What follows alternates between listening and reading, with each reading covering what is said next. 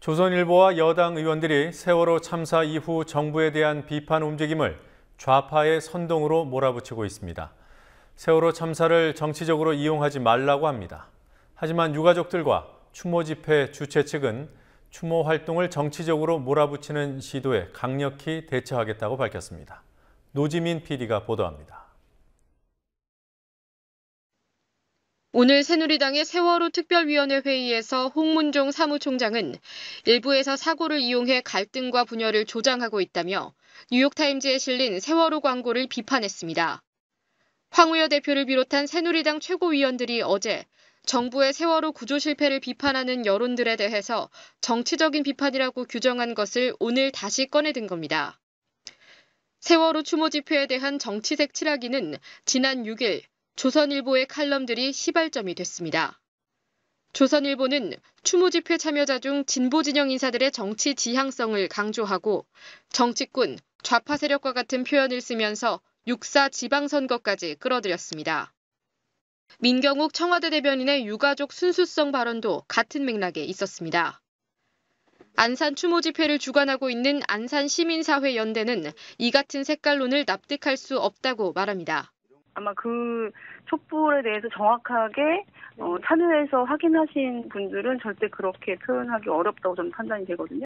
저희의 공식 입장은 세월호 사고의 실종자 수색이 좀 더 빨리 되기를 촉구하는 거하고 희생자들을 이제 추모하는 거 그리고 이 모든 사고의 원인이 명확히 밝혀지고 이 밝혀짐과 동시에 이제 다시는 이런 일이 일어나지 않도록 안전한 사회를 만들기 위해 활동한다. 이것이 저희의 공식 입장입니다. 그래서 일부 언론들이나 보수 세력에서 얘기하는 것들이 사실 전혀 사실과 관계없다는 부분을 확실하게 말씀드리고 이렇게 이제 사실관계 확인 없이 대통령 탄핵과 퇴진 요구를 주장하는 단체인들 호도되는 것에 대해서 앞으로는 강력하게 대처할 생각입니다.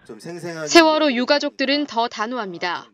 지난주 청와대 항의 방문 때도 시위가 아님을 거듭 강조했던 유가족들은 정치적 행동으로 비춰질 수 있는 요소들과는 거리를 두고 있습니다.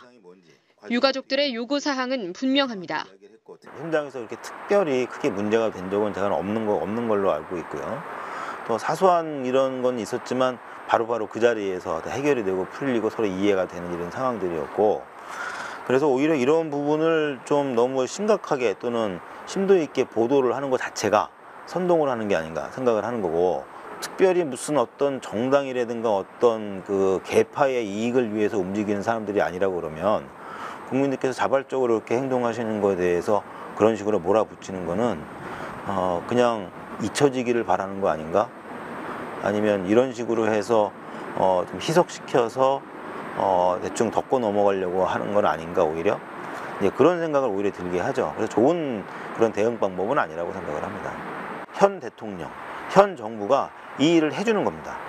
이 일을 정확하게 해주기를 가장 크게 바라고 있습니다. 그렇기 때문에 대통령께 우리의 목소리를 직접 전달해 드리고 싶은 거고 또 그렇기 때문에 저희가 이 진상조사를 위한 수단과 방법을 가리지 않고 가장 좋은 방법이라면 우리들이 다 해보겠다 이런 의지까지 표명을 하고 있는 거죠.